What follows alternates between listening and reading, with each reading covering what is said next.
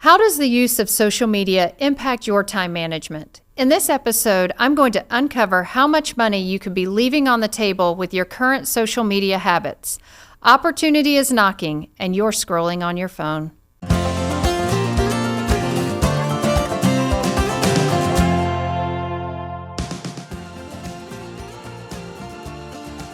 Hello, and welcome back to The Real Estate Woman, a podcast for women in the real estate industry who are passionate about expanding their careers through business development and leadership.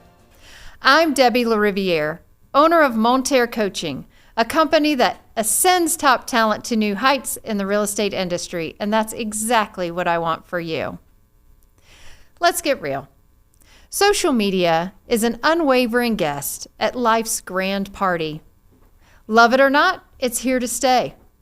While the digital fiesta shows no signs of fading, you've got the power to reclaim those hours lost to the perfect lives, great food dishes, quotes, and memes on Fakebook. Oops, I meant Facebook. Facebook. Now, picture this. You're the agent extraordinaire, the leader of the pack, the coach, the super mom of 3 and 2 dogs, the household juggler, and the official taxi captain. When you're on the clock, it's all about pouring into the lives and building the revenue for your businesses and legacy. This is the story of my life. Have you fallen prey to the social media time trap? Get ready. I'm about to reveal the untapped potential you might be overlooking. It's time to wave goodbye to FOMO and take center stage in your own success narrative. I honestly think my children will be happy to hear me say all of those words in one paragraph. Did you hear what happened? With the turn into the digital era, an advancement from a MySpace account, a person spends 2 to 3 hours per day on social media. Let's keep this business related. That's 10 to 15 hours per week, which equates to 40 to 60 hours per month. An entire week per month we are spending on social media. That's like working 3 weeks and vacationing for 1. Where would you like to go? Consider a full year's worth of time. That's 12 weeks a year. Now, female leaders, I know you have better things to do with your time. Consider the amount of time on average you spend on a listing. My experience in generating a listing, marketing, meeting the clients, coordinating all the things, negotiating, and getting to closing is about 10 to 12 hours. Now, I know some of you are more demanding, and some of you are offering more, quote, things to prepare and promote, so perhaps 12 to 15 hours, but let's go with 10.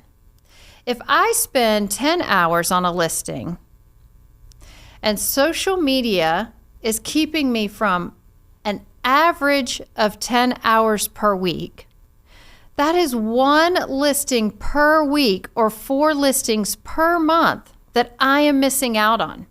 Now, that might not seem like a big deal, perhaps. Now let's equate that to dollars. On average, across the nation, we're looking at about a $400,000 average sales price. If we calculate out the commission, pick whatever commission rate that you would like, let's estimate about a $10,000 commission check. That is $10,000 a week or $40,000 a month that you are missing out on. Let's be conservative because you think I'm just crazy talking now. When was the last time you took 4 listings? And perhaps it was just last week.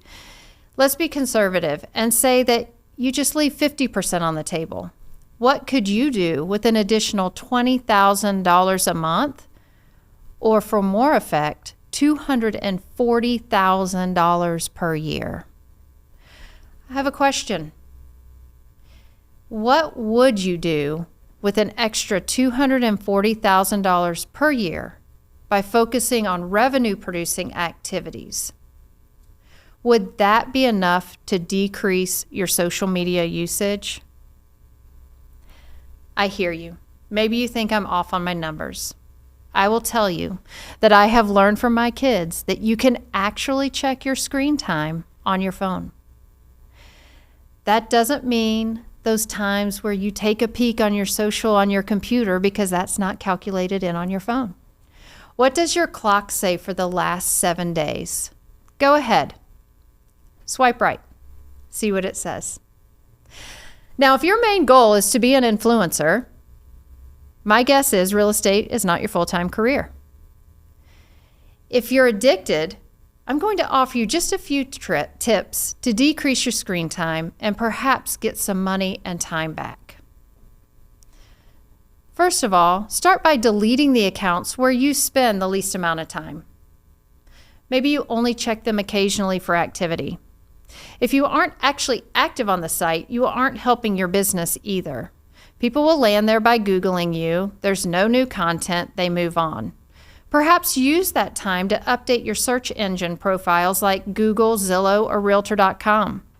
When you Google yourself, does it still show you at your previous company or with old reviews and testimonials?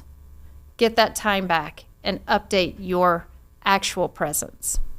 Turn off your social notifications. They're a distraction, just like email used to be. Remember those days you'd look at your phone and it would have the little envelope and it would say 6 and you would actually click on it? Just turn the notifications off. It's all a trap. And you know what? Email, it's a trap too. It's a great topic for another podcast. Let's designate those times to be on social for lead generation or connection purposes, and do that as an activity. Just stop the scroll. Maybe hire someone to manage your social media account so you can have more actual face-to-face personal interactions. And embrace your time at home away from the office.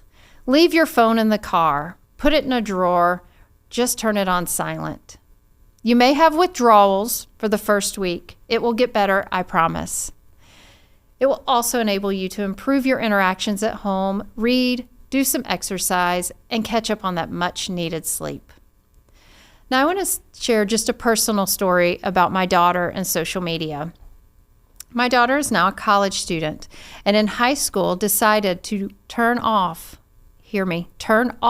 all of her social media. She was suffering from anxiety from seeing what other people were doing and how they were communicating and interacting in this world that they wanted everyone to see. She made the decision to turn off those accounts and not be involved in that. What that has done for her is, one, help her mentally to not feel like she's being left out of something important.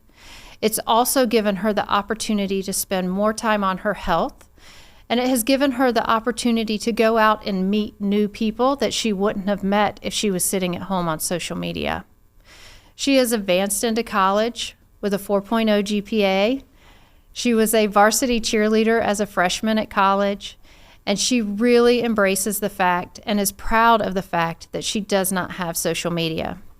What's interesting about this story is, as she's progressing through her college career and looking at jobs, one of the key questions is for her to share her social profiles with employers so that they can check her out.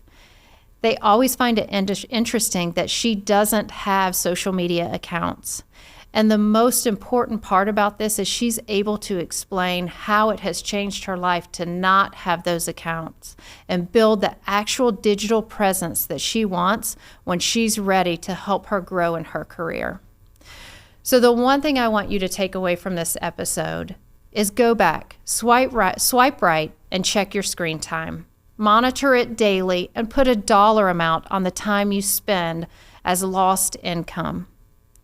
Make a list of the revenue-producing tactics that you could have performed in that time during that day, and add those tactics to your calendar for the upcoming week.